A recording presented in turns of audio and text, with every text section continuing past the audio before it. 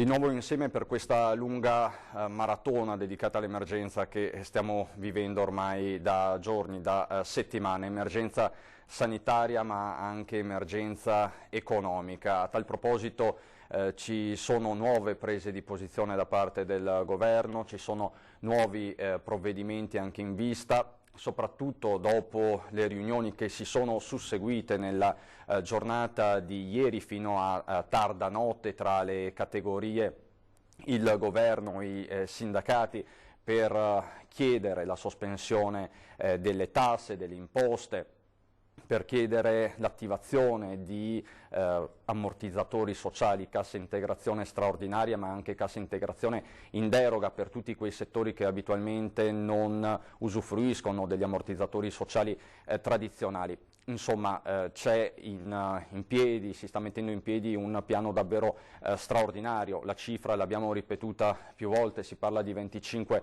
miliardi di euro, praticamente una finanziaria in tutto e per tutto. Ovviamente in primo piano il tema della sicurezza sui posti di lavoro, ne abbiamo parlato prima con Lorenza Cenedese, rappresentante delle farmacie comunali di Treviso, ovviamente sicurezza sui posti di lavoro che riguarda tutti i servizi pubblici essenziali, le imprese, gli impianti produttivi, i supermercati. A tal proposito oggi abbiamo fatto il punto, Marta Marangona ha fatto il punto con il sottosegretario all'economia Pierpaolo Baretta. Sentiamolo.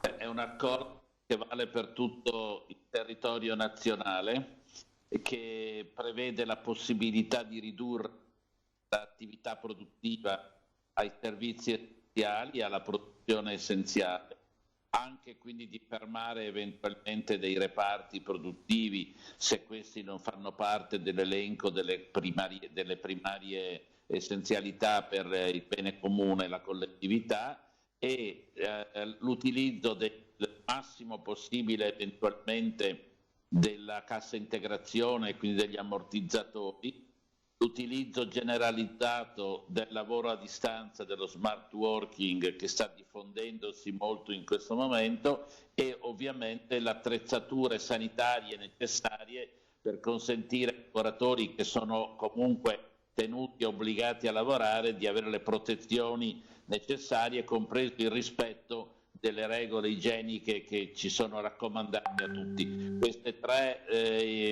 diciamo normative, l'utilizzo della cassa integrazione degli ammortizzatori, le norme igienico-sanitarie e il lavoro a distanza ci consentono di dare una vera protezione a chi è obbligato a lavorare per tenere in piedi la condizione, diciamo, dei servizi essenziali, ma riducendo anche un po' l'attività all'essenzialità. È un protocollo importante che ha visto il governo assieme alle parti sociali questa notte e che è già in vigore.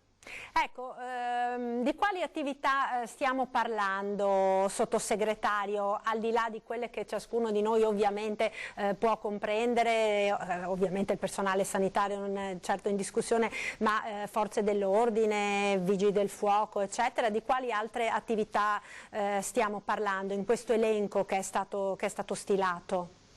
Beh, innanzitutto tutte quelle che assicurano la produzione del mangiare, della filiera agroalimentare ovviamente, certo. Secondariamente tutte le aziende che lavorano per il farmaceutico o per la sanità, che producono quindi beni che servono a mandare avanti la struttura sanitaria. Terzo luogo, i servizi di mobilità e di trasporto urbano per assicurare quel minimo indispensabile, anche se le persone in generale stanno a casa, ma ci possono essere delle emergenze e quindi bisogna assicurare dei servizi di mobilità diciamo legati alla mobilità necessaria. Queste sono le questioni fondamentali. Poi sono in piedi anche altre attività di carattere produttivo vero e proprio, industriale, ma sulle quali si sta vedendo di ridurre al minimo la produttività. Quello che è importante sono questo elenco, ne ho citati alcuni, di considerati servizi essenziali per la sopravvivenza delle persone e delle comunità. Ecco, c'è stato un accordo unanime da parte dei sindacati, delle parti sociali. Ieri abbiamo visto, insomma, anche nel nostro territorio c'è stata agitazione, ci sono stati degli scioperi, soprattutto nel settore metalmeccanico, per i lavoratori appunto preoccupati perché magari non dotati di sufficienti dispositivi di sicurezza individuale.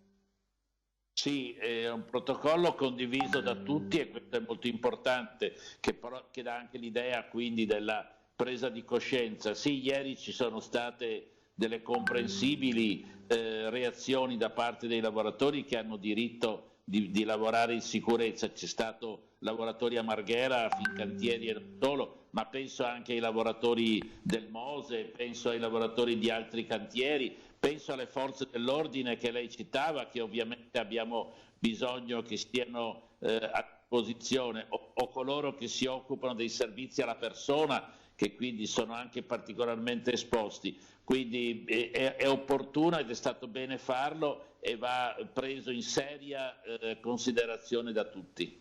Ecco, le faccio una domanda che interessa anche noi direttamente. Per quanto riguarda l'informazione, noi da settimane ormai stiamo seguendo molto attentamente, con delle lunghissime dirette, proprio l'andamento dell'epidemia. Viene considerato servizio essenziale, ci sono delle prescrizioni in questo senso. So che già nel precedente decreto, per esempio, è stato disposto che le edicole comunque rimanessero aperte proprio per consentire l'informazione dei cittadini. Sì, è considerato davvero un servizio essenziale. I cittadini in questo momento di difficoltà hanno anche bisogno di avere degli orientamenti, degli appigli a cui riferirsi. Allora vale sicuramente per la parte radiotelevisiva, ma vale molto anche per la carta stampata, e quindi dobbiamo assicurare che i cittadini dispongano di informazioni. Per questo il servizio informativo è considerato sicuramente essenziale. Certo, anche nel servizio informativo vanno rispettate quelle regole, in parte ad esempio il lavoro a distanza che è possibile, ma quelle regole di igienico-sanitarie che sono prescritte per tutti gli altri che lavorano, non fa eccezione in questo senso, però sicuramente è una delle servizi consideriamo assolutamente essenziali, proprio perché garantiscono, infatti non a caso oltre alle edicole anche i tabaccai, che molto spesso vendono giornali,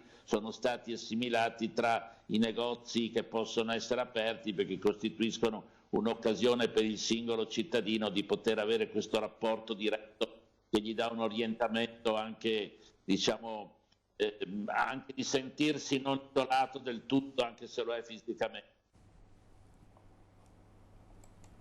Ecco, queste le parole del sottosegretario all'economia Pierpaolo Baretta, raggiunto nel primo pomeriggio di oggi dalla collega Marta Marangon. Tra l'altro poi varie misure stanno per essere adottate o sono state adottate da diversi comuni per alleggerire il carico delle imposte, ma anche il carico di eventuali altre tassazioni su imprese e cittadini. A seguito delle recenti misure emanate dal Governo, leggiamo in una nota per contrastare l'emergenza Covid-19, delle conseguenti ordinanze della Regione Veneto in materia di trasporto pubblico locale, l'amministrazione comunale di Venezia ha deciso di sospendere il pagamento delle tariffe di transito per gli stalli Strisce Blu di Mestre, Marghera e Lido. Restano a pagamento le strisce blu di Piazzale Roma a partire dal lunedì 16 marzo e fino a venerdì 3 aprile o comunque fino a cessata emergenza. È contestualmente sospesa l'attività di controllo da parte degli ausiliari alla sosta. Questa è un'importante comunicazione, quindi si va in qualche modo ad agevolare quel poco traffico che è rimasto sulle nostre strade. Basta farsi un giro, le strade sono deserte, a parte appunto qualche parcheggio, quelli davanti ai supermercati, alle farmacie. Per il resto veramente sulle strade c'è poco, e nei giorni scorsi ve lo abbiamo raccontato anche sentendo numerosi titolari di pompe di benzina, per esempio, che hanno lamentato un calo dell'80-90%, ma del resto è assolutamente inevitabile. Ci sono tante iniziative di solidarietà che coinvolgono diversi comuni sul territorio veneto, con iniziative per esempio di consegna a domicilio. Per esempio una di queste proposte, iniziative, riguarda il comune di Vedelago. Sto tentando di mettermi in contatto con il sindaco Cristina Andretta, ma al momento non risponde. Tante quindi le iniziative. Provo con un altro sindaco, scusate, siamo ovviamente in diretta con il sindaco di Calalzo Luca De Carlo. Allora, niente, ci sono dei problemi. Chiedo scusa, chiedo alla regia di mandare in onda quindi la prima parte dell'intervento del governatore Zaia durante la conferenza stampa, il punto stampa consueto di oggi alle 12:30, dove il governatore annuncia maggiori controlli sui supermercati e invita tutti ovviamente a rimanere a casa, invocando il rispetto delle misure di sicurezza nelle fabbriche e in tutte le attività commerciali che sono rimaste aperte. Chiedo alla regia di mettere in onda Zaia, grazie. Benvenuti, buongiorno a tutti. Alcune brevi comunicazioni. Intanto grazie per essere qua e un ringraziamento per il grande lavoro che state facendo, perché poi questo punto stampa è diventato un appuntamento ormai che è consuetudine per i veneti per avere le informazioni. Diamo intanto i dati del bollettino mattutino. Sono 1937 i cittadini che sono positivi, 366 ricoverati, e in terapia intensiva abbiamo 119 persone, quindi 119 pazienti in terapia intensiva, 107 dimessi, quindi abbiamo già 107 persone che escono diciamo guarite dai nostri ospedali, 55 decessi. Allora, alcune brevi riflessioni. Vedevamo questa mattina i dati e vedendo i dati ne viene fuori che c'è la necessità di fare ancora appello ai cittadini. Non nego che c'è una timida risposta che potrebbe diventare anche importante, positiva, rispetto all'atteggiamento che abbiamo tenuto. Ringrazio i veneti per aver ascoltato il mio appello. Li ringrazio veramente di cuore. E insomma è innegabile che la sera non ci sia nessuno per strada, che se togliamo il traffico che creano le aziende oggi ne abbiamo un esempio. Io sono venuto in macchina, ho fatto l'autostrada, sono entrato qui a Mestre, a Marghera oggi, l'ho fatta con assolutamente agilità, avrò incontrato 10 macchine da Conegliano a qui. Penso che i veneti stiano dimostrando un grande senso di responsabilità, di civiltà e di solidarietà.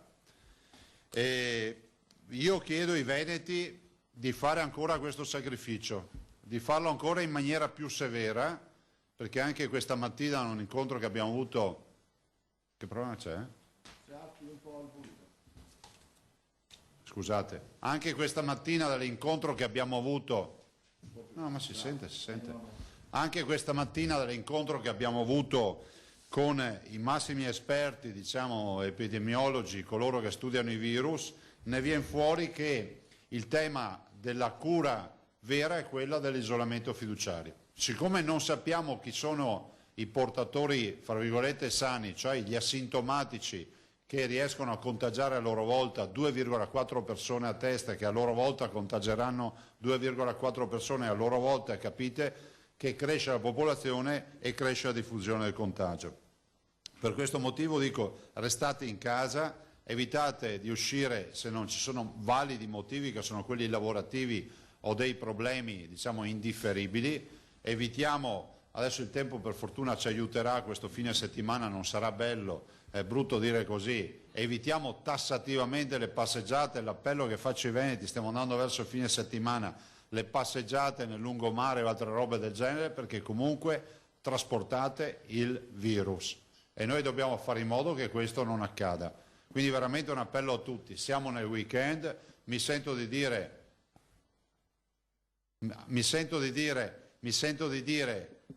fortemente evitate di fare, lo dico ogni volta, la cena di condominio, la divanata di condominio per vedere la televisione tutti assieme, la tombola, le carte, insomma tutte queste attività che non si fanno. Bisogna che i nuclei familiari restino quelli storici in maniera tale che non si dia modo al virus di diffondere. Guardate che per assurdo, dobbiamo dirlo ai veneti, se il virus si trovasse da solo e non trovasse più un ospite nel quale entrare, cioè un corpo umano nel quale entrare, il virus sparisce con velocità.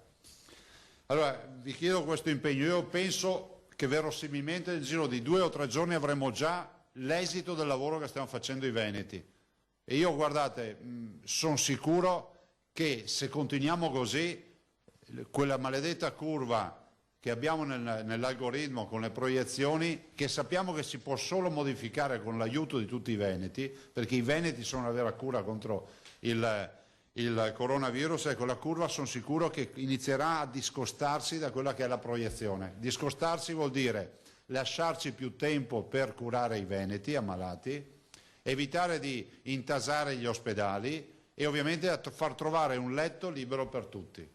Questo è quello che vi dico e veramente vi prego di seguire con attenzione tutte queste attività. Noi ci stiamo attrezzando con gli ospedali, con l'assessore Lanzarin e l'assessore Bottacin, abbiamo visto anche stamattina il piano degli ospedali che vi presenteremo. Ovviamente è sempre in evoluzione perché comunque gli indicatori sono quelli di una prudenza estrema.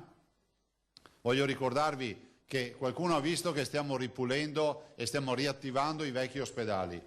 Lo facciamo ma con l'ottica ovviamente di avere prudentemente e sapientemente un magazzino o meglio una disponibilità di letti accessori, ma nel piano troverete anche questo, però è impensabile pensare che pazienti Covid, pazienti coronavirus possono andare in strutture che sono dismesse da anni, dove non ci sono impianti, dove non ci sono attività utili per curarli. Faccio un esempio. Il paziente coronavirus, a differenza degli altri pazienti in terapia intensiva, tira ossigeno 20-30 volte in maniera più importante di un paziente in terapia intensiva normalmente. Cosa significa? Che ci vogliono impianti degni di questo nome per l'ossigeno, perché altrimenti c'è la laminazione, come si dice tecnicamente, e gli impianti si congelano, non passa più l'ossigeno.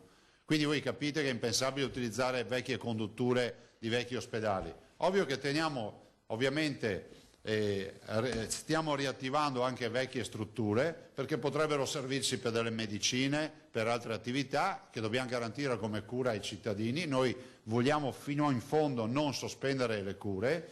Vi ricordo che ieri abbiamo dato la lista delle attività che vanno in riduzione, ma il che significa che noi teniamo ancora aperte le sale operatorie per gli oncologici, per gli urgenti, il materno infantile non viene toccato. Oggi una signora mi ha scritto e mi ha detto ma è stata annullata la mia ecografia di controllo e sono una donna incinta. È grave che sia stata annullata, tanto è vero che vogliamo capire per quale motivo e per quale errore. Potrebbe essere perché forse l'operatore che doveva fare l'ecografia è positivo al coronavirus e quindi è in isolamento fiduciario, ma staremo a verificare. Niente panico rispetto al fatto che gli ospedali riescono a dare servizi, però questo accade solo se tutti ci mettiamo d'impegno. Se non ci mettiamo d'impegno gli ospedali si intaseranno e a quel punto non ci saranno letti per tutti. Questo è quello che vi voglio dire. Faremo delle scelte importanti ovviamente sugli ospedali, cercheremo ovviamente di fare scelte prioritariamente dedicate a questi pazienti perché se avremo il picco della curva noi dobbiamo essere in grado di garantire le terapie intensive e semi-intensive in maniera performante. Altro aspetto che vi voglio affermare sono due cose che voglio ricordarvi. La prima è quella che, siccome mi scrivono in tanti rispetto alle aziende, a me risulta dalle informazioni che abbiamo che hanno fatto un tavolo a livello nazionale, sindacati quindi parti sociali, governo e mondo datoriale, mi sembra di aver capito dalle informazioni che hanno confermato un'intesa sui dispositivi e su quant'altro. Lo dico perché molti cittadini sono ancora convinti che questa sia una facoltà della Regione. Non è facoltà della Regione chiudere le aziende e chiudere le scuole. Non è facoltà della Regione chiudere le aziende e chiudere le scuole. Il mio pensiero è che se non sono garantite al 100% le tutele sanitarie ai lavoratori, le aziende debbono essere chiuse. Ve lo riscandisco. Se i lavoratori non hanno la certezza di avere la messa in sicurezza, le aziende debbono essere chiuse. E quindi questo è un invito al mondo degli imprenditori, che so essere attento e responsabile in questo momento, di attivare ogni misura per mettere in sicurezza i lavoratori.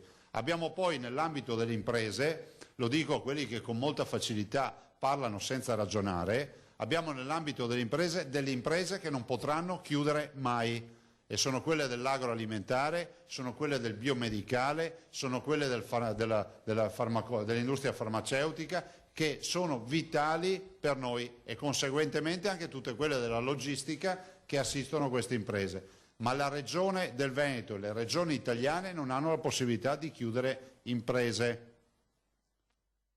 Vi ricordo anche che gli accordi con il governo sono utili tali per cui si possono attivare gli ammortizzatori sociali da un dipendente in su, si possono attivare tutte le misure di tutela e ovviamente tutto quello che è previsto per le imprese.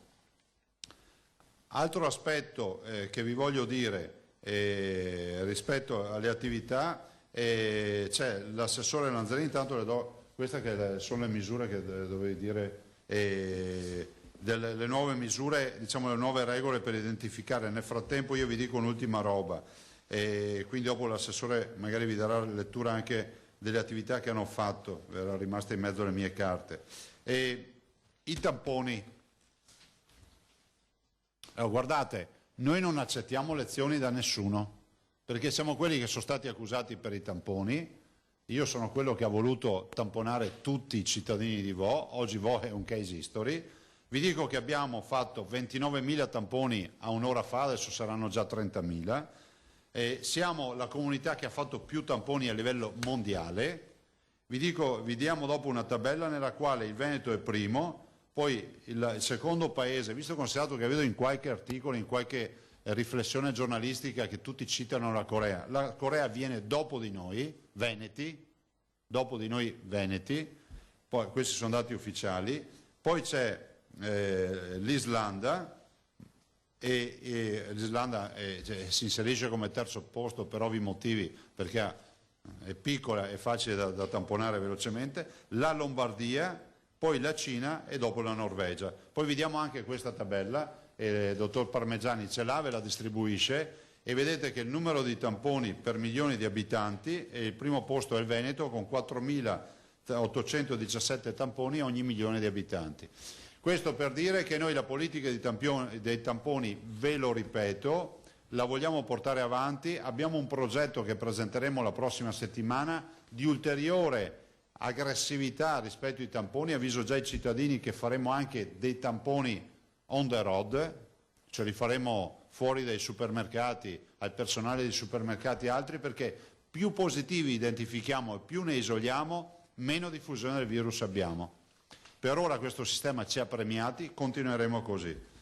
Ultimo aspetto, faccio anch'io appello a tutte le forze politiche affinché ci sia un lavoro di squadra. Noi lo stiamo facendo in assoluto, evitiamo ogni polemica, vedo che si sta lavorando, lo dico, mi rivolgo soprattutto a noi amministratori, e ringrazio tutti gli amministratori del Veneto che hanno dimostrato equilibrio, stabilità e senso di responsabilità. Tutti noi avremmo qualcosa da dire, no? Tutti noi, non solo il mondo degli amministratori della politica, anche i cittadini. Penso che in questo momento sia necessario chiudere le fila e lavorare tutti per lo stesso obiettivo. Lo dico perché non è facile neanche per noi lavorare e dedicare magari tempo prezioso a polemiche, polemichette o quant'altro. Non vogliamo fare i martiri, non siamo infallibili, non abbiamo la pietra, la sfera magica in mano, non abbiamo la pietra della verità, però possiamo dire che è fondamentale che si capisca che stiamo costruendo un percorso.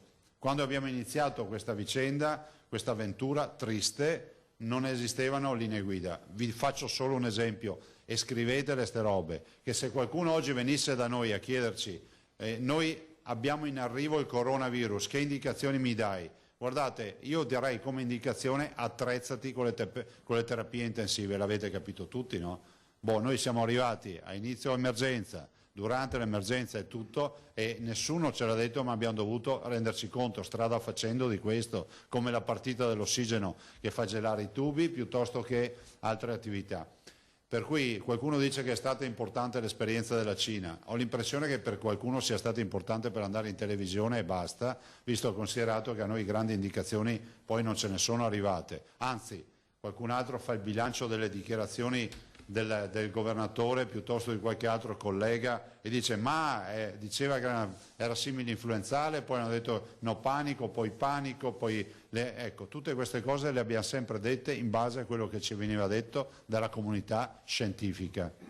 Non è una giustificazione, rifaremo tutto quello che abbiamo fatto, però è un percorso che abbiamo fatto assieme a voi e voi siete stati testimoni di quanto sia stato impervio questo percorso, che ad oggi premia la Regione Veneto per le scelte che ha fatto. Domani è un altro giorno. Già, domani è un altro giorno perché, come abbiamo capito in questi giorni, in queste settimane, si vive ora per ora, giorno per giorno, a seconda anche della curva dei casi, del contagio, però fortunatamente ci sono anche delle buone notizie. Siamo in collegamento con Guido Barbato da Vigonza. Chiedo, Guido, mi senti? Ecco, ci stiamo collegando perché c'è una buona notizia, c'è un'ottima notizia perché è stato liberato, ma siamo anche in attesa di avere maggiori dettagli dalla Farnesina, Luca Tacchetto, figlio dell'ex sindaco di Vigonza, Nunzio Tacchetto.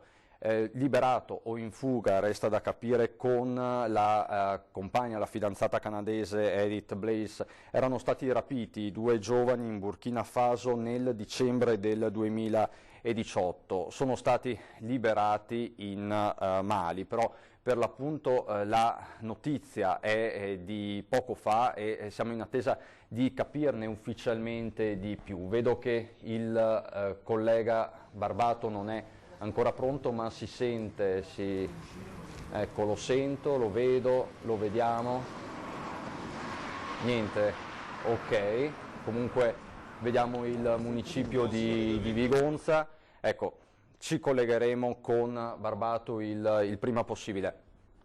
Chiedo alla regia cortesemente di mandare in onda anche le parole di Giampaolo Botaccin, assessore regionale alla protezione civile, che è intervenuto al punto stampa delle 12:30 accanto al presidente Zaia. Prego la regia di mandare in onda Botaccin.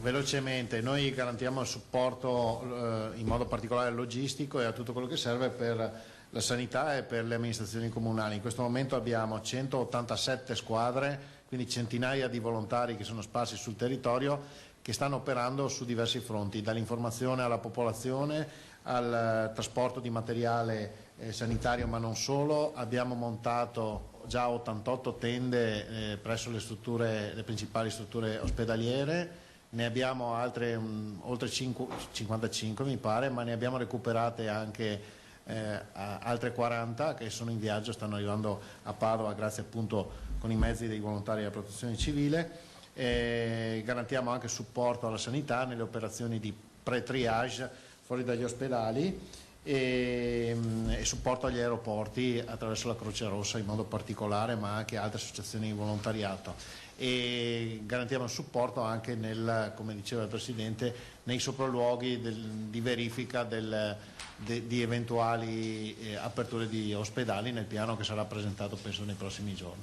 Come diceva il Presidente, siccome abbiamo visto che l'arma più vincente che noi possiamo avere è quella del contenimento, i servizi i dipartimenti di prevenzione già da ieri ieri insomma, hanno dato indicazioni appunto rispetto alle indagini epidemiologiche che ogni quindi Dipartimento di Igiene Pubblica su ogni USL e rispetto appunto alle persone a cui fare i tamponi, allargando quindi lo spettro e la rete, come diceva il Presidente, non solo più ai contatti diretti ma anche agli contatti occasionali. Questo perché abbiamo visto anche dal progetto che è stato fatto a Vo, quindi il secondo giro di tamponi, che sono stati trovati 8 persone positive asintomatiche che quindi non sapevano di essere positive ma continuavano a girare, quindi isolare queste persone e poi una volta trovate metterle in isolamento fiduciario a casa permette di contenere il contagio, quindi già i servizi di prevenzione stanno facendo queste operazioni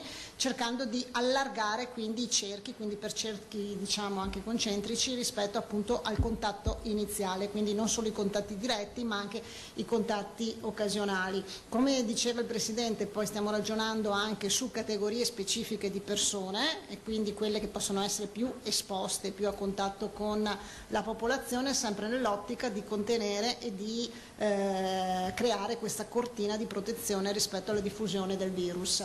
Un'altra cosa vi annuncio, noi da ieri abbiamo proceduto a inviare ai sindaci, perché sono loro che per competenza i nominativi dei positivi nel proprio comune. Questo perché chiaramente ci devono aiutare in quello che è il sistema appunto di isolamento fiduciario, poi noi facciamo, voi sapete, quando c'è appunto l'isolamento fiduciario con assistenza attiva, le chiamate una volta al giorno per capire la misurazione dei sintomi e quant'altro, ma i sindaci, quindi le comunità diventano importanti non solo perché possono conoscere e quindi capire se ci sono comportamenti anomali e non consci, ma anche per, se questi sono anziani, hanno bisogno, non so, che qualcuno gli porti la spesa, che qualcuno gli porti i farmaci, eccetera, non si muovono di casa, quindi anche per mettere in atto tutte quelle azioni che sappiamo e quindi è l'occasione anche per ringraziare insomma, i tanti volontari, le associazioni di volontariato, i giovani insomma, che abbiamo visto portano la spesa alle persone anziane che sono a casa, insomma credo che sia un bel segnale, un bel gesto che ancora insomma, mette in evidenza come il nostro sia una regione fortemente insomma, solidale ma soprattutto con il volontariato nel DNA. Queste le parole dell'assessore regionale alla sanità Lanzarin nel punto stampa di mezzogiorno e mezzo al centro operativo della protezione civile a Marghera. Siamo riusciti a ripristinare il collegamento con Guido Barbato che si trova a Vigonza. Guido Barbato ci dà finalmente una buona notizia. Guido, a te la linea. Buon pomeriggio Cristian e buon pomeriggio a tutti gli ascoltatori. La notizia l'avevamo anticipata qualche ora fa, speravamo di poterla confermare anche da parte del sindaco intorno alle 13:30-14 che ci siamo visti. Il sindaco ha avuto la cautela di ricevere la chiamata ufficiale qui con noi, il sindaco di Vigonza Innocente Marangon. La notizia è vera ed è una bella notizia. È una grande notizia, una notizia che ci riempie di una gioia immensa, un grande annuncio per tutti i vigontini, la liberazione di Luca e della sua compagna di viaggio Edith. Siamo vicini alla sua famiglia, a Nunzio, a Rosanna, a Eleonora, a Tommaso, Marta e tutta quanta la famiglia che ha vissuto naturalmente 16 mesi di grandissima trepidazione e di grande sofferenza, grandissima, a cui si è accompagnata quella di tutta la cittadinanza di Vigonza. Un grande abbraccio a tutti loro e nell'attesa di riabbracciare non solo virtualmente ma effettivamente Luca tra noi.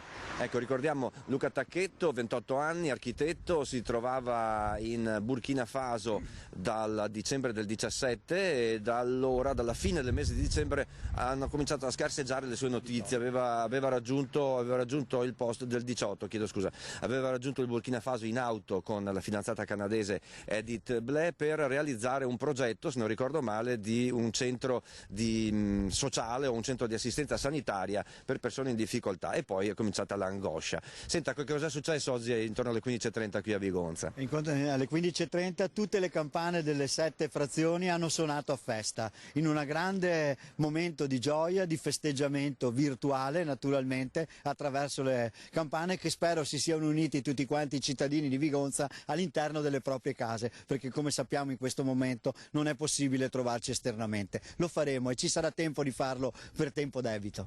Senta, le prime parole che ha sentito dal papà di Luca, Nunzio Tacchetto, per 10 anni primo cittadino di questo comune, a parte immagino quelle che magari non si possono esattamente ripetere a tutti, quali sono state? Di gioia, di commozione? Le ripetiamo tranquillamente perché è stato proprio questo, Maranga. Così lui è abituato a chiamarmi. Luca è in buone mani. Questa è stata la più bella e grandissima notizia che attendavamo tutti quanti di sapere. Senta, per stasera lei fa un invito a tutti i concittadini. Sì, questa sera io voglio dire questo. In questo momento particolare questa grande notizia viene a illuminare il momento grigio che stiamo vivendo. Quindi Luca costituisce una fiammella di luce e la fiammella di luce è la speranza, illumina il buio, il grigiore di questi tempi. Quindi io invito tutti quanti i cittadini di Vigonza, ma anche tutti i cittadini italiani, alle ore 20 questa sera accendiamo una candela nei nostri balconi e mostriamoci in questo modo che la rinascita, la speranza, e Luca ne è la testimonianza, sta in tutti noi e guardiamo con fiducia al futuro. Bene, grazie al sindaco Innocente Maragon. Con questa buona notizia da Vigonza restituiamo la linea allo studio. Grazie Guido, ci voleva questa notizia per riscaldarci un po' i cuori in questi giorni di mestizia, un po' di tristezza, sicuramente di preoccupazione, ma anche di forza, perché ci sono tante forze che si stanno muovendo contro questo virus che in queste settimane ha modificato letteralmente le nostre vite. Ecco, una situazione che ovviamente ha dei risvolti anche di pubblica sicurezza, con controlli che sono in corso in tutto il Veneto da parte delle forze dell'ordine, supportate in tanti casi anche dai volontari della protezione civile. Questa mattina la collega Marta Marangon ha fatto il punto con il prefetto di Treviso Laganà, quindi vi vorrei riproporre questa sua intervista al prefetto. Prego la regia di mandarla in onda. Allora, guardi, si oscilla tra come dire, quesiti che veramente non hanno motivo d'essere, perché la legge è abbastanza chiara.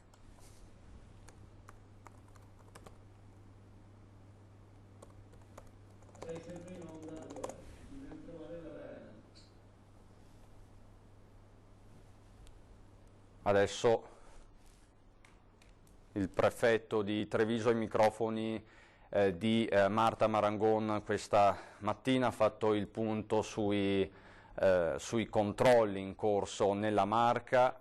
Ecco il video, ecco il servizio. Noi come ufficio, come prefettura, in questi giorni abbiamo ricevuto e stiamo ricevendo tuttora decine e decine di richieste, alcune delle quali oggettivamente danno anche l'impressione che non si sia ancora accolto, perlomeno da parte di qualcuno, quello che è il momento e quella che è l'importanza in questo momento di, appunto come dicevo prima, rivedere talune abitudini. Io le faccio un esempio, ma uno dei tanti, un ragazzo che chiede, un signore insomma, che dice: io abito qui, la mia fidanzata abita là, posso andare a trovarla o incorro in sanzioni? Quindi il problema non è che crea eventualmente un'occasione di contagio, ma se viene multato. Ecco, questo è una chiara indicazione che evidentemente ancora il messaggio è passato, ma ancora evidentemente qualcuno non è stato, come dire, non si è adeguatamente fatto l'idea di quella che è la situazione reale. Con le forze dell'ordine abbiamo semplicemente stabilito quello che era, come dire, abbastanza anche, come dire, immaginabile, cioè una linea dura, proprio perché il momento lo richiede, quindi nell'ambito di quello che è il controllo del territorio. Io ripeto, non è che siano fatti posti di blocchi aggiuntivi o chissà quale dispiegamento di forze, si fa con quello che si ha.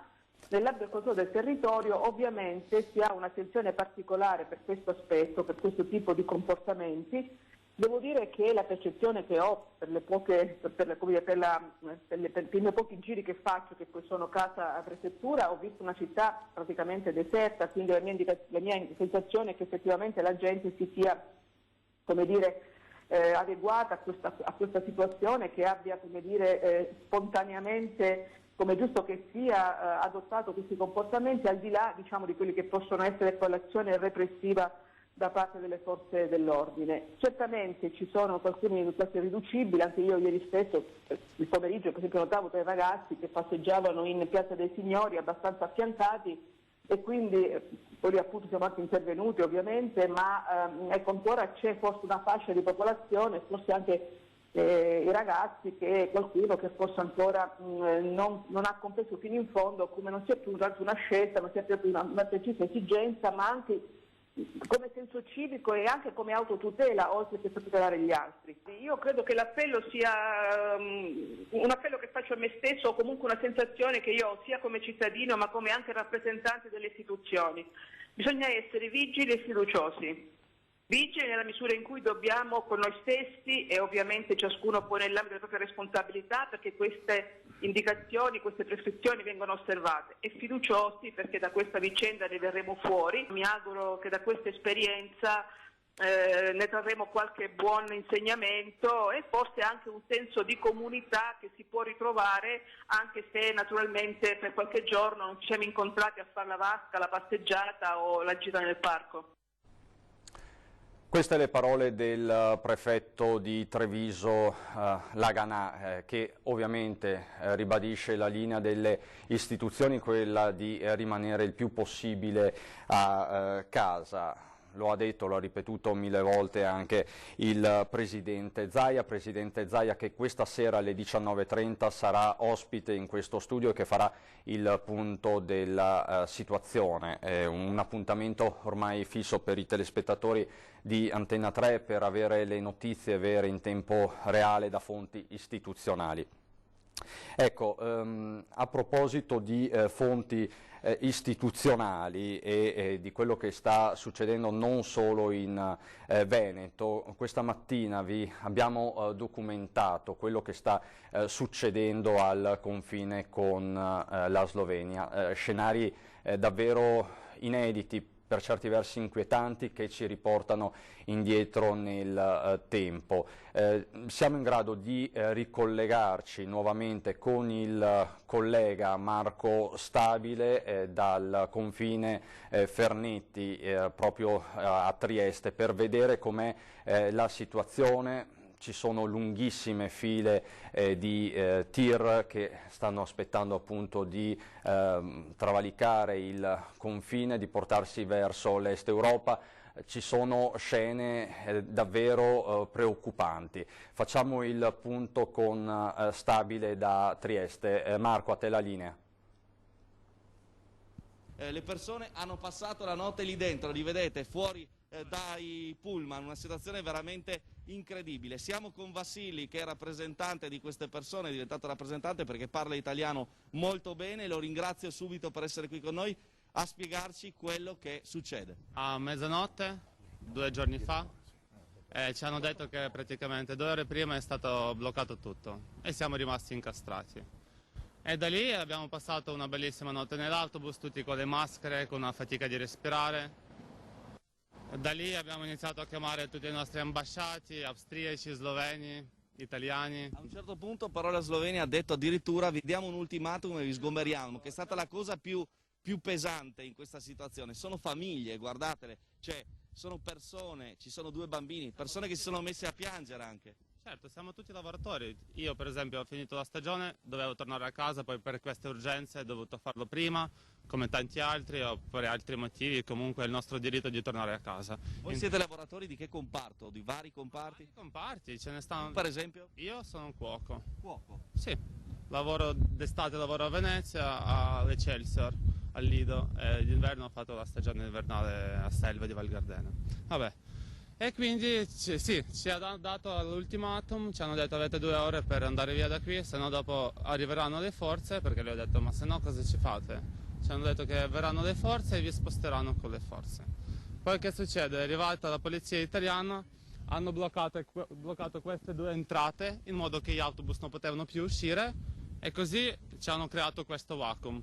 in modo che non potevano più farci niente. Perché la polizia italiana vi ha aiutato, lo sappiamo, vi hanno dato una mano, sono stati vicini. Cioè, nessuno che ci ha detto niente, però io così l'ho vista la situazione, che hanno bloccato i passaggi in modo che nessuno poteva più spostarci.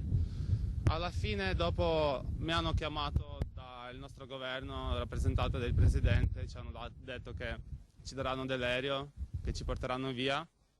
Praticamente dopo le forze slovene hanno iniziato a venirci incontro, ci hanno chiesto di cosa avevamo bisogno, ci hanno fatto venire 2 ambulanze per le 2 persone che erano diabetici, mi sa, una signora che sta cieca, adesso è uscita 2 volte in questi 2 giorni perché non vede niente, una signora anziana.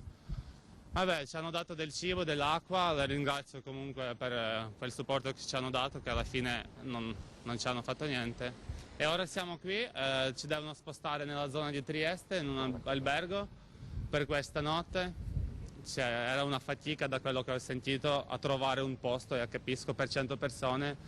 E ora siamo in attesa dell'indirizzo, così possiamo partire, e domani pomeriggio l'aereo ucraino viene da casa a prendere. Un aereo di Stato arriverà all'aeroporto di Treviso, se non sbaglio, quindi scortati tornerete in Ucraina. Com'è stata quest'ultima notte? Perché hai detto ci sono anche persone diabetiche, quindi forse mancava insulina per i trattamenti.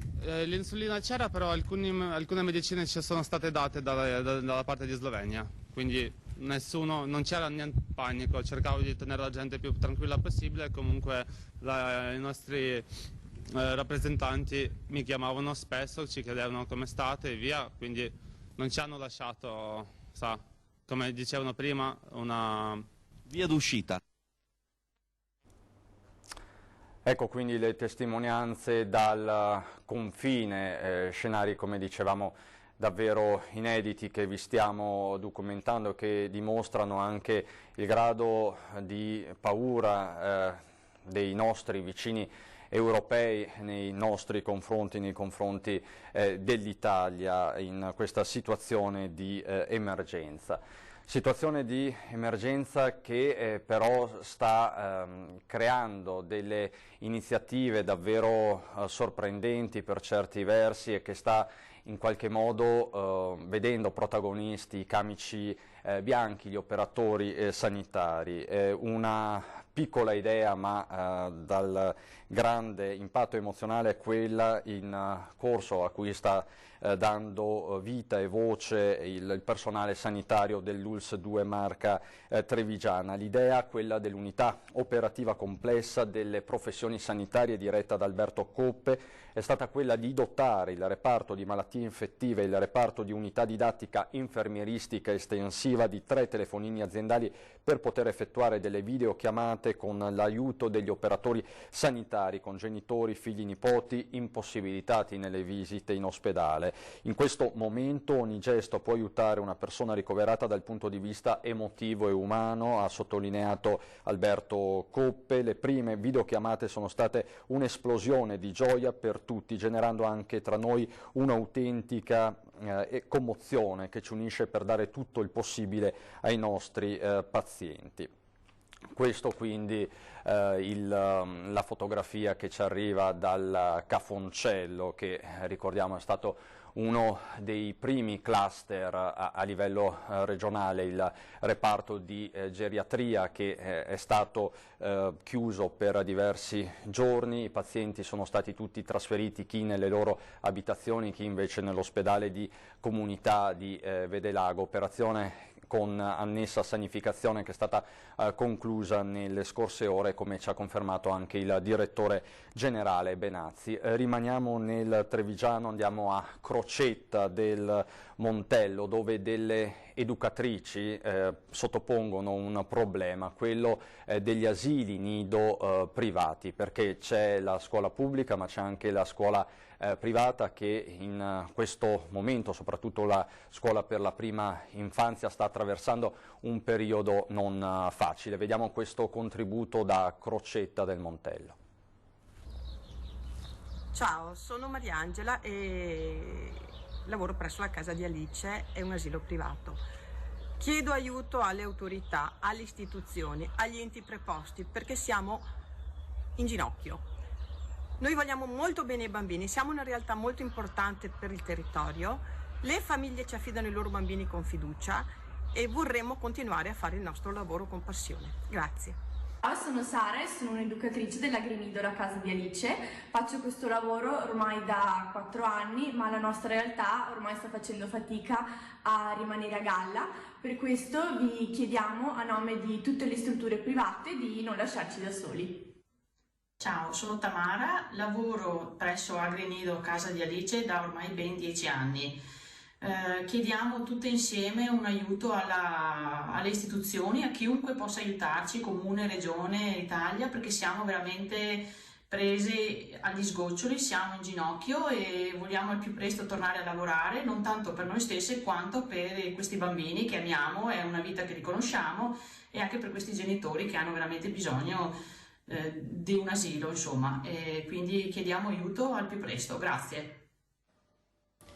Ciao, sono Silvia, educatrice da 10 anni di Casa di Alice. Sono mamma di una bambina di 3 anni e mezzo e vivo insieme a tutti quanti voi questo momento difficile in cui la salute viene prima di tutto.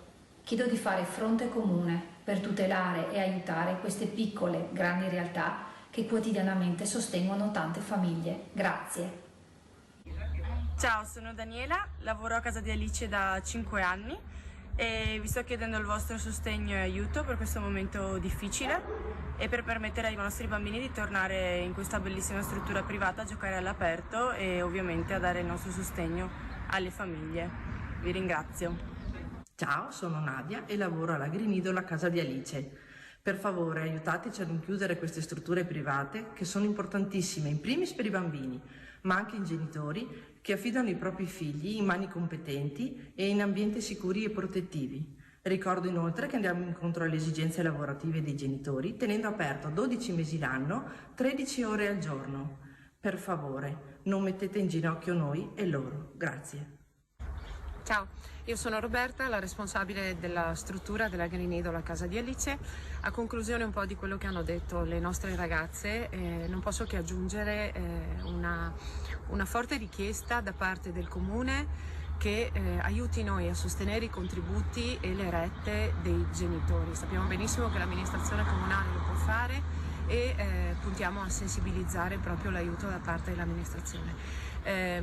Abbiamo gestito anche un gruppo di 70 strutture private con la richiesta diretta alla Regione Veneto perché vengano erogati i nostri contributi nell'immediato. Abbiamo veramente bisogno di poter gestire questa situazione d'emergenza con i soldi che ci possono dare i vari enti. Siamo dalla parte dei genitori e chiaramente ci mancano i bambini. Non vediamo l'ora di riaprire e speriamo di superare tutto con estrema tranquillità. Grazie. Queste le operatrici, l'appello delle operatrici dell'infanzia per quanto concerne la realtà delle scuole private. Siamo in collegamento con il sindaco di Vedelago, Cristina Andretta, che oggi ha lanciato un servizio di consegne a domicilio.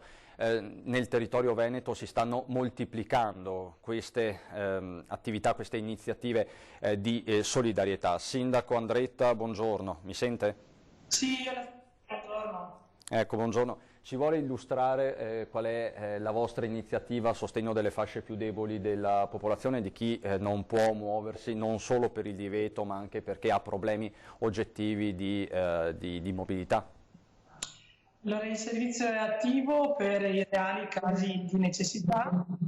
Si può ordinare la spesa presso il proprio negozio di fiducia, chiaramente all'interno del nostro comune di Vedelago, quindi Vedelago capoluogo oppure nelle varie fazioni. E poi si contattano i 2 numeri che abbiamo messo nel volantino, ai quali numeri risponderà la protezione civile e appunto andrà a ritirare la spesa e la consegnerà a domicilio. È un servizio che abbiamo appunto realizzato, abbiamo creato proprio in questi ultimi giorni, anche se va detto che i nostri negozi comunque l'avevano già attivato e li ringrazio per la disponibilità. Chiaramente ci sono dei casi dove i negozi non riescono ad arrivare ed è anche giusto cercare di sostenere proprio i negozi, le nostre botteghe, le nostre piccole attività produttive, quindi ci siamo diciamo, ci siamo alleati insieme a loro e cerchiamo una collaborazione in questo senso.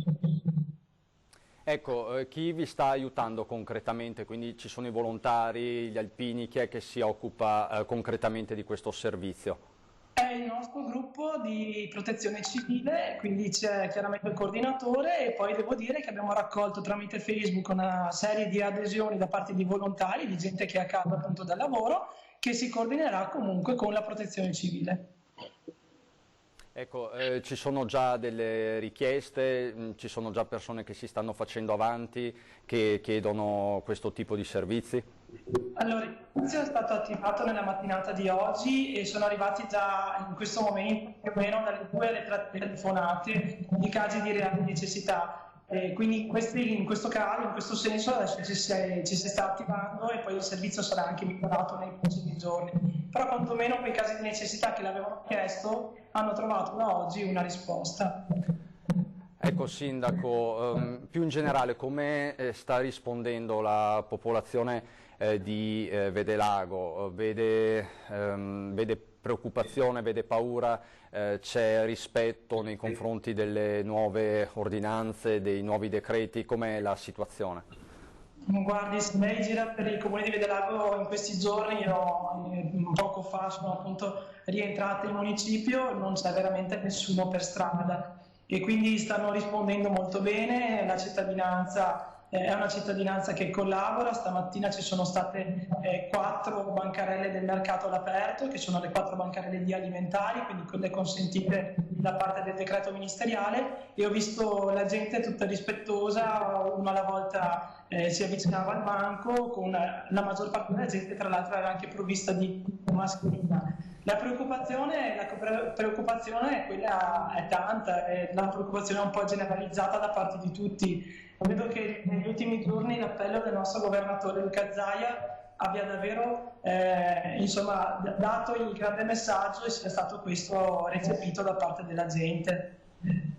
Ecco, a Vedelago, presso il centro servizi per gli anziani sono stati trasferiti diversi pazienti dell'ex geriatria, ovviamente i casi non gravi, positivi, ma appunto asintomatici. C'è un po' di preoccupazione nella popolazione. Come state affrontando questo momento? Lei ha sentito il direttore generale, vi state confrontando il direttore generale dell'ULSS 2 Benazzi, come sta procedendo questo fronte? Guardi, all'inizio c'è stata preoccupazione, poi da ieri è comparso anche un cartello di ringraziamento per appunto tutti coloro che stanno lavorando all'interno della casa di riposo, e questo è stato un bellissimo segnale proprio perché c'è fiducia da parte della gente nei confronti delle istituzioni. Allora, questa è una decisione che è stata chiaramente presa e gestita direttamente dall'azienda sanitaria e il comune non è stato sentito in questo, voglio precisare per tutti quelli che pensano che noi l'avessimo saputo con un certo anticipo ma non l'abbiamo comunicato. La realtà è che in questi casi di necessità le decisioni vengono assunte e poi vengono gestite. Noi siamo stati informati direttamente nella giornata di lunedì, abbiamo sentito il direttore sia della struttura sia il direttore generale, dottor Benazzi, che ci hanno spiegato come avrebbero fatto il trasferimento e come avrebbero gestito la cosa. Devo dire che dal momento in cui sono arrivati ad oggi la preoccupazione mi sembra sia scesa e il cartello di ringraziamento insomma è esaustivo della situazione e dell'assicurazione che hanno ricevuto i cittadini stessi, ma anche noi del resto, oltre ai cittadini. Ecco perché appunto come sindaci siete in prima fila. Tra l'altro i sindaci della Marca hanno creato un gruppo WhatsApp, vi state confrontando praticamente, penso, in continuazione. Guardi, io credo che non passi ora del giorno della notte dove non arrivi un messaggio da parte di qualcuno. In questo vanno sicuramente ringraziati i coordinatori di questi gruppi, il mio corrisponde al distretto ex ULSS 8 e quindi alla mia collega Rampin.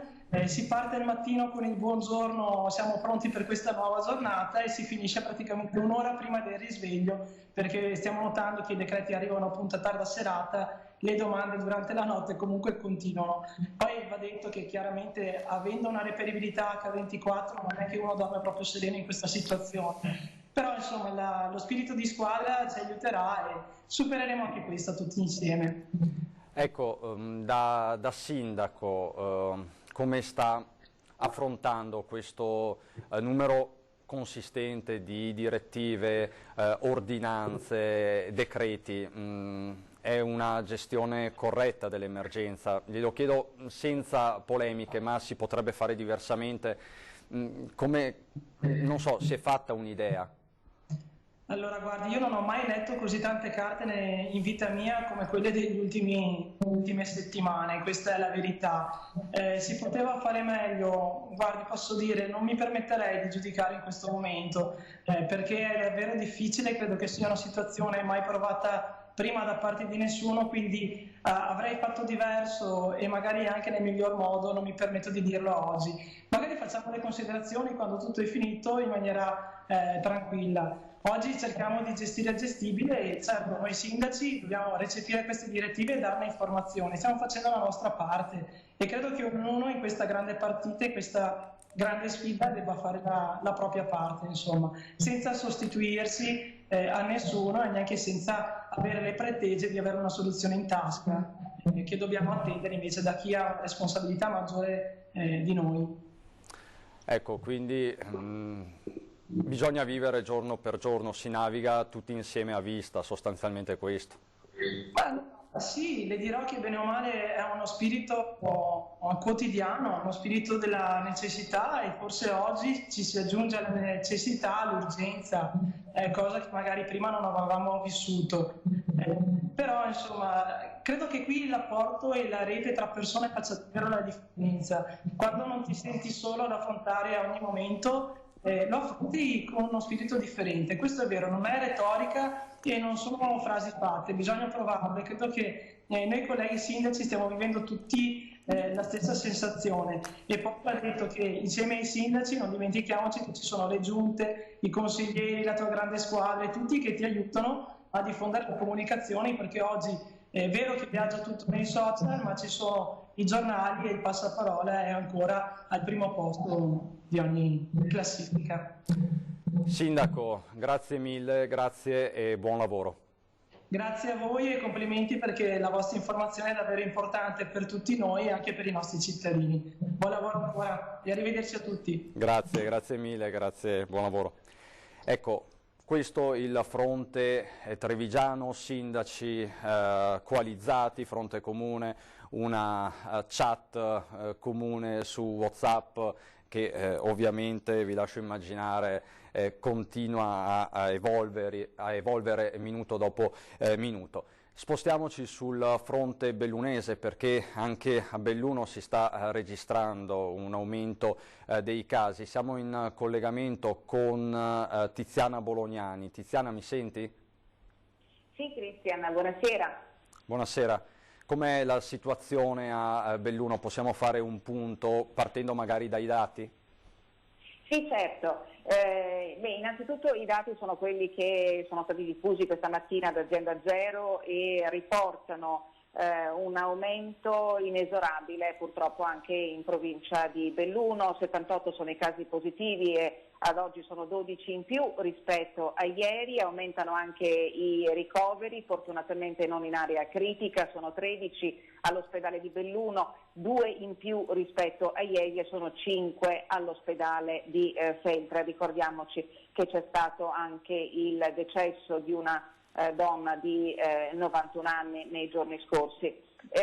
Questa mattina il Presidente della Regione Zaia parlava del piano per gli ospedali e devo dire che la riorganizzazione, la rimodulazione dei presidi ospedalieri della provincia di Belluno è già in corso. Io ti posso aggiornare relativamente alle attività che sono state fatte fino a questa mattina, e cioè per l'ospedale di Belluno le degenze di chirurgia, nefrologia e urologia sono state compattate tutte in un unico piano, è il terzo piano del blocco chirurgico dell'ospedale San Martino, per liberare il personale infermieristico che deve essere disponibile per le aree dove ci sono i pazienti con Covid-19. Le degenze di pneumologia, già vi ho detto ieri, sono state spostate nel secondo piano del blocco medico dell'ospedale di Belluno e i 16 posti letto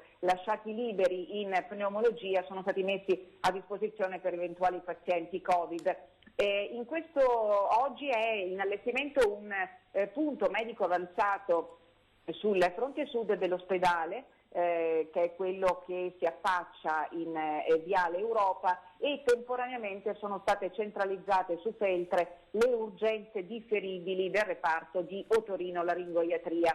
Resta sospesa l'attività di ricovero dal territorio e da altre strutture sanitarie invece per l'ospedale di Agordo, e la sospensione temporanea prevede che i ricoveri e le prestazioni urgenti vengano garantiti per l'appunto dagli altri ospedali dell'azienda. Nel piano odierno entra anche l'ospedale di Pieve di Cadore, perché è in corso di allestimento un filtro all'ingresso dell'ospedale dedicato a Papa Giovanni Paolo I per il controllo degli accessi grazie al personale della Protezione Civile. Anche l'ospedale di Feltre ci sono stati degli spostamenti, il reparto di pneumologia è stato trasferito, riattivato invece il reparto di geriatria che era stato chiuso, ed è stata predisposta un'area per eventuali pazienti malati di Covid-19 che necessitano di ospedalizzazione, e un'area degenza dedicata ai casi positivi sempre da coronavirus, ma con altre patologie che ne prevedano l'ospedalizzazione nelle due ali del quarto piano del padiglione Dalla Palma. Diciamo anche che nell'attività quotidiana è stato sanificato il reparto di geriatria. Naturalmente in tutti gli ospedali, per tutti gli ospedali restano le misure di limitazione dell'accesso da parte di accompagnatori e di visitatori, salvo evidentemente specifiche necessità che però devono essere valutate dal personale sanitario. Vi dicevo che anche ieri l'azienda ha riservato un numero dedicato e che è attivo tutti i giorni dalle 8 alle 20, che si affianca al numero nazionale 1500, al numero verde regionale che noi abbiamo in sovraimpressione, che è l'800 462 340. A Belluno le informazioni possono essere richieste allo 0437 514343. Per quanto riguarda l'attività di sorveglianza sanitaria per il Covid-19, il numero totale dei tamponi effettuati per la ricerca del virus al 13 marzo, e quindi a ieri, è di 1447. Le persone in isolamento fiduciario domiciliare dell'ULSS Dolomiti, e quindi anche in sorveglianza attiva a tutto ieri, sono 392, e dobbiamo anche specificare che alcuni tamponi sono stati effettuati più volte sulle stesse persone.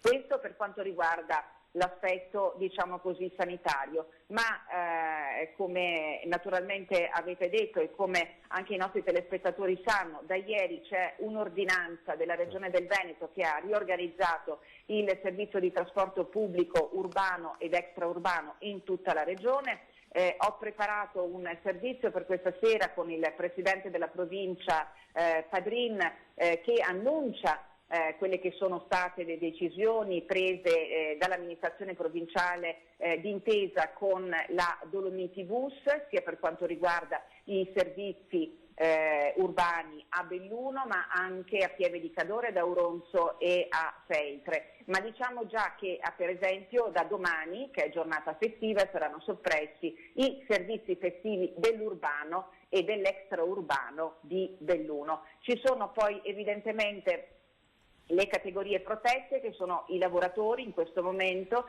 che utilizzano le autolinee atipiche, e cioè quelle proprio adibite al trasporto dei lavoratori verso le fabbriche, che vengono mantenute in servizio. Il Presidente della provincia è in contatto con le aziende Sedon, Marcolin e Luxottica per l'appunto valutare che ci siano le condizioni di sicurezza e che venga garantito il droplet, no? La distanza di sicurezza tra i lavoratori. Questo è quanto posso dirti per quanto riguarda il servizio di trasporto, la riorganizzazione del servizio di trasporto in provincia di Belluno, e poi è di poco fa, e questa sera avrete anche nel servizio non solo l'intervista ma anche l'appello del questore di Belluno Lilia Fredella in relazione all'attività che la Polizia di Stato sta svolgendo proprio per verificare che quanto previsto nei decreti dell'8 e del 9 marzo vengano